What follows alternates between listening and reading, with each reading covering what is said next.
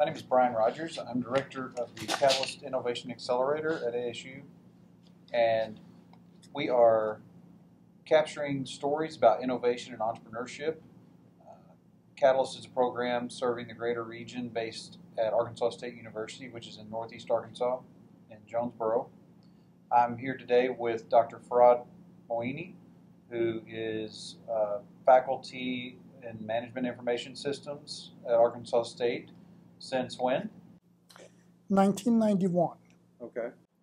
And you enjoy hands-on projects for students in addition to teaching. You told the project at hand today. What's the title that you give to this project? We started with the title Virtual Cooperative or Collaborative Learning. Virtual Collaborative Learning. And we selected an abbreviation of VCOOL. It was backed in 2009. VCOOL? VCOOL, Virtual Cooperative Learning. Gotcha. Yes. Okay. What would you say it minimally does? What's the idea for it? What is the need that you saw, putting it in terms of the need that you saw? Well, teaching at Arkansas State University for close to 23 years. And the fact that starting in 2000, many of our courses started having online components in it. I started teaching a course which I developed back in 2000 called Automated Data Capture. It's a pretty unique course with respect to using the technology on the input sides of the computers. In other words, we teach computers in a variety of ways. We emphasize a lot on software and hardware. A component of a computer as a system that we do not emphasize or we just ignore is all the technologies that are used to get the data into computers, and that includes keyboard. Right. We just assume it's keyboard, we just ignore other technologies. So it could be phones, anything. Fingerprint access. Exactly. Right. Anything that you can get some signals to a computer in any form. Voice, vision, RFID, that's what the subject of this project is, and so forth. So this course, Automated Data Capture, is a hands-on course. And one of the greatest things that we could accomplish in the last 10 or 14 years was from a box of equipment to come up to this lab. It was just expanded. As part of the course, I tried to get the students involved in real projects. And the project that we're currently working was among one of those projects that was started by a class team and then expanded into. How long had you thought about the idea for this before? Well, actually, give us a little more about exactly what the idea is, and then. Going back to what I started to explain was that this was a hands-on course. ASU was moving toward having online components to various courses, and some of the courses became completely online. And I found out that courses with hands-on experiments, hands-on laboratory engineering courses, science courses, could not be delivered effectively online. Sure. And so we started looking in 2009, looking at the available technologies.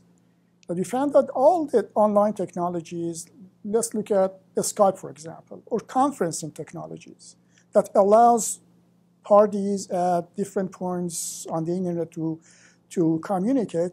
They are primarily designed for people to see their faces as they talk. So I immediately knew that there is a need for a technology to develop that can be used for courses with laboratory components. And that kind of motivated us to write a proposal for HP that at that time in 2009, they offered some research money for developing educational technology. Okay. We didn't get the grant. My purpose was if I can get the grant, I can bring the equipment. And my primary purpose was to get some students involved, like graduate assistants and so forth, so being paid to start working on this technology. Of course, that did not realize. In summer 2012, I received some grant from College of Business. I developed some groundwork for this project. Okay. And then it came the ASU iPad project. So all of these together was the initiation of this project that started. Concept that you had initially, at least as early as 2009, sort of evolved as the demand for more online courses evolved. Exactly. And the technologies that are already out there, like you said, Skype and whatnot, as you saw the limitations on them for this collaborative learning, hands-on collaborative, the limitations those technologies had for online collaborative learning. That's where your idea evolved. It started, yes, Right. because couldn't find a technology that could be readily available and be used. So you had the idea at least worked up enough in your head to communicate it to the class in the fall 2012. Yeah, we had all the parameters written, and yes, we communicated that in the fall of 2000. I think it wasn't. Yes, it was 2012 fall. I offered this in previous year to other group project as a group project to other students, but they just were not. Either they didn't think that they are capable to do it, or they just. So students had been doing group projects in this data capture course every time, but that no group had actually taken on this particular idea until fall 2012, right? Exactly. As part of their course, they ought to develop some useful product, mostly information technology. Right. And that idea was proposed to groups, but they did not try to undertake the project.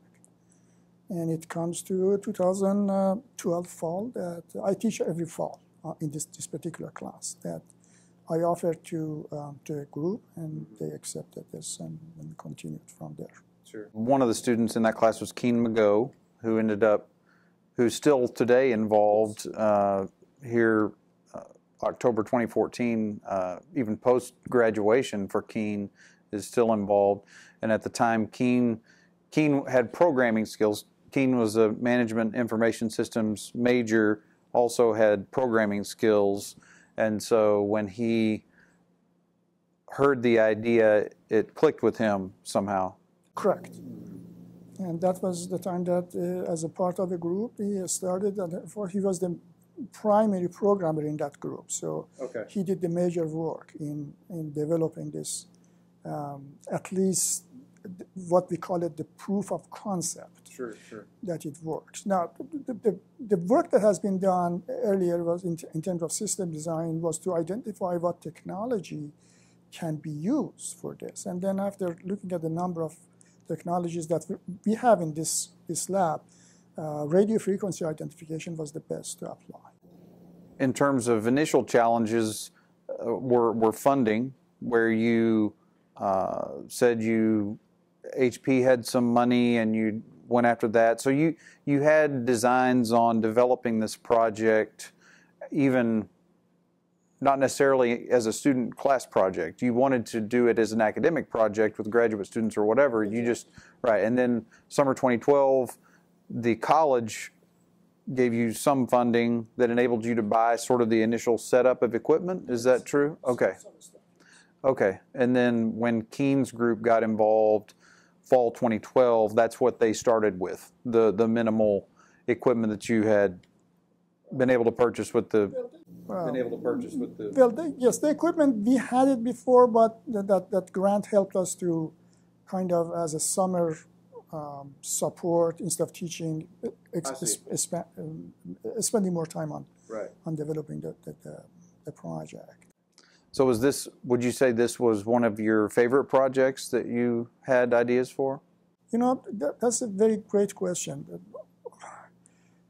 Any idea that gets close to reality, that becomes your favorite. I mean, Okay. there are so many ideas that Right. one has, Right. but the moment that you find an opportunity, or you find a partner that you can actually bring it close to reality, that becomes your Sure. most favorite. Well, and I've learned, and this is something that I try to use to advantage, is that when you have experts in a field, they typically have a lot of ideas, and it's a matter of, as you say, sort of keeping them alive until an opportunity presents itself. And so I think it's interesting that for years you continued to pursue ways to develop this purely from an idea to something more concrete, and then ultimately the opportunity presented itself.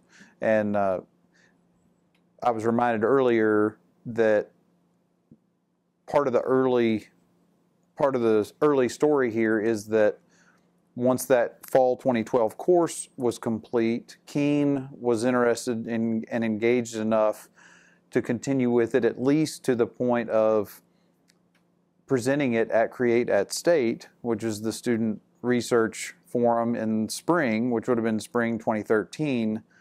And it was there, and where I'm going with this is, as we've said, you keep you persevere, and opportunities present themselves if you're sticking with not letting the hurdles stop you, and you're believing more in the idea and less focusing on the hurdles, I guess, right? Right. Yeah, that's very correct. You know, I am first and foremost a teacher here, so I mean, my enjoyment is to see that students actually gaining something useful from a class, a project, a course, Right. and seeing them to evolve their professional life through time. So from the beginning, when I see that there is a desire in Keene that he wants to continue, Yes. I encourage him that now the next step is that, okay, you want to work on it, it's fine. The next step that you must bring it to a level that we can present it at Create at a State. So that was the next step. So he had the motivation to kind of hit that time post or Right. goal post. Even more to the story, I think it's interesting that we did not know each other at that point, and it was by way of presenting it at Create at State that another faculty member who knew me and our technology transfer program saw the project and actually put us together.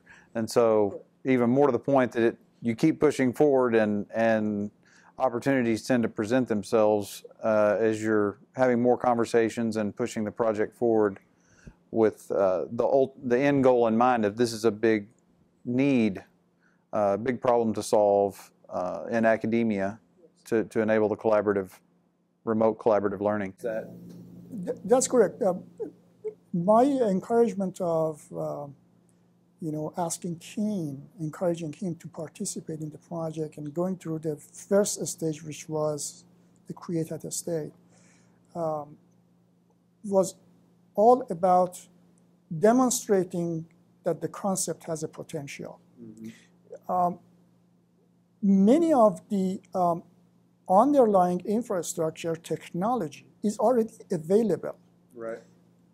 And they are refined over time. For example, I think your interview with Keene, he said about Skype that they already have very efficient technology for compressing video. So for those technology, now the whole point is getting all this technology, putting it together as a system to work in the way that we want. Now, Okay, so all the components are out there. But they're Many not components, integrated exactly. in a way to solve the problem that you want. Yeah, you can say that all the components they are designed for different things. Now, bringing all those components together, it needs that you be aware of the problem domain, and also you also need to be aware of the solution domain. So kind of matching the solution to the problem. Yes. And that's a great common thread that I think when you have a subject matter expert sort of in two different fields, because as a faculty member with teaching requirements, as online education is becoming more and more in demand and more prominent, and the problems that presents, and then also having you clearly with the technical background in MIS, and Keen also with his programming background, all those things came together to see an opportunity, what business people would say is a market opportunity, but there's also a significant problem, technical problem to solve, right? Yeah, that would be your expertise on Hopefully making it a marketing value or business value to the technology. Hopefully, yes. All right. And so we talked about other challenges. Are there any, what about with students? Like you talked about how you had not had students that really latched on to this before, but the students clearly had projects that they worked on. But this one seems to have been a favorite project of yours. So I wonder why did this project not get more traction earlier, do you think? Well, I usually in class projects, I ask students after 2 months of learning about the technology to find a problem on their own to try to solve. So that's I do not give them an idea what to do, because I think thinking about the problem by itself is a learning process. Right. So, and some students were very fine with whatever they did, even though they may not. I mean, my goal as a teacher is just for them to learn. It's not necessarily about a patented invention or creating a market value. Right. But that would be great if something happens. With Keen, it happened that they could not come up with their own project. And a number of projects they presented to me, I told them these are not viable projects. Okay. And then I said, if you like, I have an idea, you can work on it. Okay. So they started working. But I'm reminded that, so our relationship is, I am Director of Technology Transfer at ASU, and so it's my job to work with faculty members that have ideas that we think could have value beyond the classroom, right? So it might be projects to be developed, possibly patented, possibly commercialized as products in commercial markets. So can you talk about from your, so in that sense, I'm a service provider to you. Can you talk about your experience sort of through that process from the point of when we got connected because of Create at State, Brandon Kemp connected us and we started talking about the patenting process and so forth, and what you've learned about that side of things, as you say, that's what I do. But I would be curious to hear your, as sort of the customer of that process, hear your impressions of that, because you're new to that. Oh, I am absolutely new. Yes, correct. Well, of course, I didn't know what the process was until I met you. And without the support of your office, perhaps that project would have ended up with a presentation at Create at State, and would not move forward because neither I nor Keen have the expertise of getting through the patent process and trying to develop some market value for it. So and so, well, the point is that it takes a team with all these different skill sets, the technical and subject matter expertise, the legal expertise, the business expertise, to bring something, a technical project like this, from its idea stage, which is typically where it's purely the subject matter expert and the technical experts and founders are the only ones involved at the beginning. But as the project evolves and grows, you need other skill sets to move it to the next stages. Mm-hmm. Absolutely. It's a really sophisticated teamwork, I believe. People with different expertise contribute to the entire project. Sure. In order to make it successful from a society's perspective. Otherwise, it's going to stay in a thumb drive somewhere. Right. So we start to develop a potential customer list, so to speak, right, is one of the things we did. And we filed an initial patent application. And so you had to go through that process. What did you learn about that? So we start to develop a potential customer list, so to speak, right? Is Correct. One of the things we did, and we filed an initial patent application, and so you had to go through that process. What did you learn about that? Well, both for me and Keen, I think that was a learning process, knowing that the legal side, for example, of everything requires a lot of detailed thinking. And, the system thinking is okay, the general perspective, but all the details that are necessary for creating some legal document for the patent. That was very informative. And plus, of course, now we are at the point that the next step would be actually filing for a utility patent. And these are the things that, again, I don't know about it, and your office is more expert in that.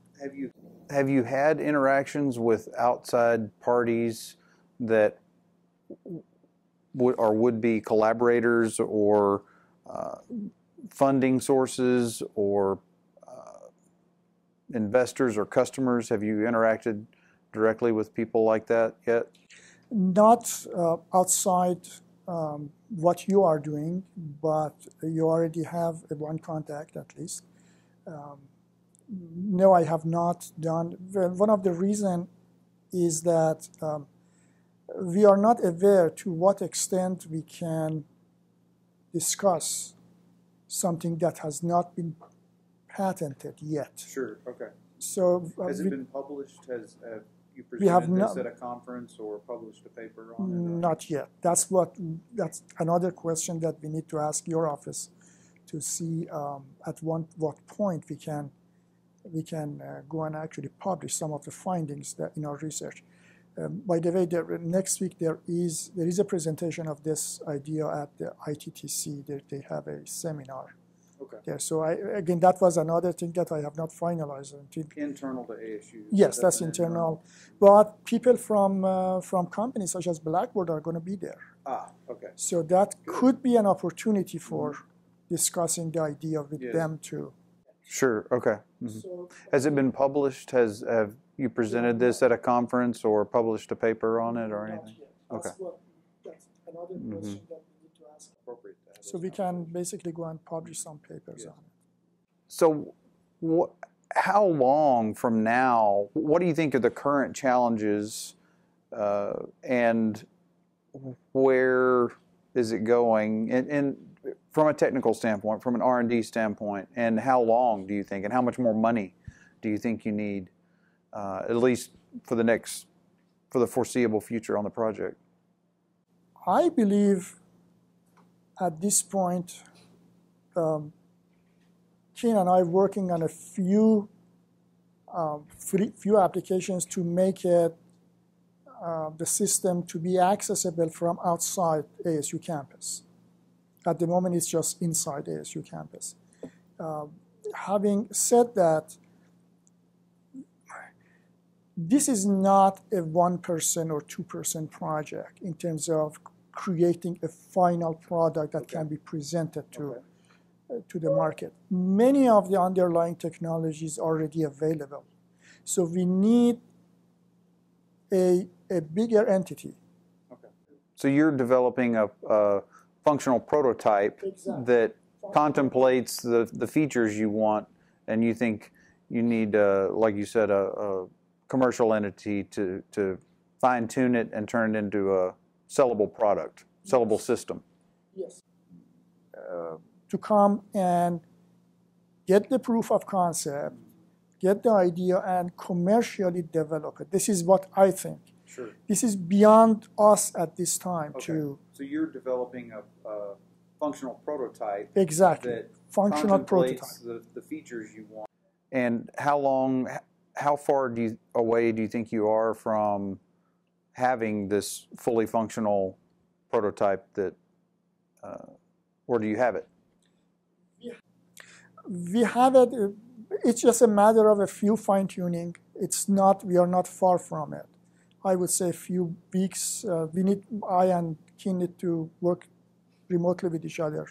Sure. Making the servers ready and testing the server to see we can create some communication with the server outside ASU firewall.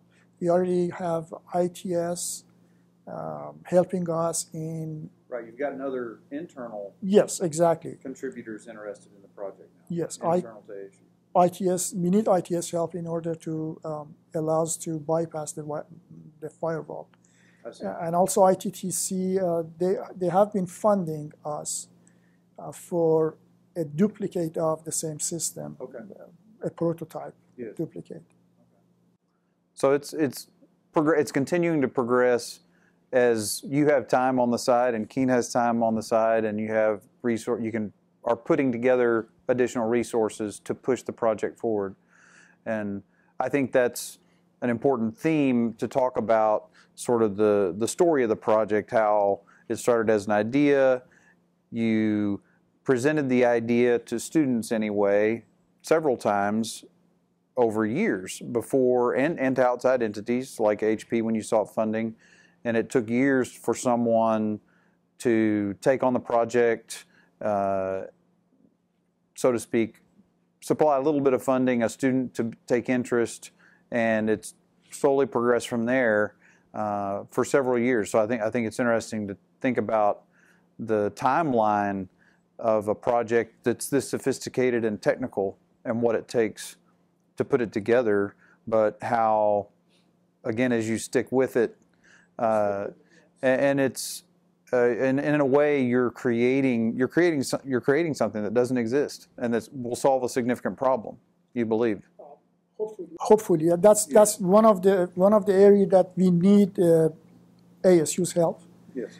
In order to test the usefulness of the system and fine-tune it based on real application in a real environment. Classes with experimental components, classes with laboratory components, we would be very glad to implement this technology and collect data for one semester, right. Let's say, yes. And then fine-tune it and get the ideas of the professor and the students right. on this. Yes. Around that, to collect more data, get more feedback on the system even more. Well, we appreciate your time, and this is an early stage project. There's no company formed yet around this project, no outside entity involved. The innovation continues and perseverance continues, and so I look forward to helping push this project forward for my part, and I am glad that you have had the success beyond 2009 that you've had so far, and you've made a significant difference in Keen McGo's life, for one, for sure, the student. So. Thank you very much for all your help. Without the help of your office and yourself, project would have been in a folder somewhere. All right, Yeah. thank you.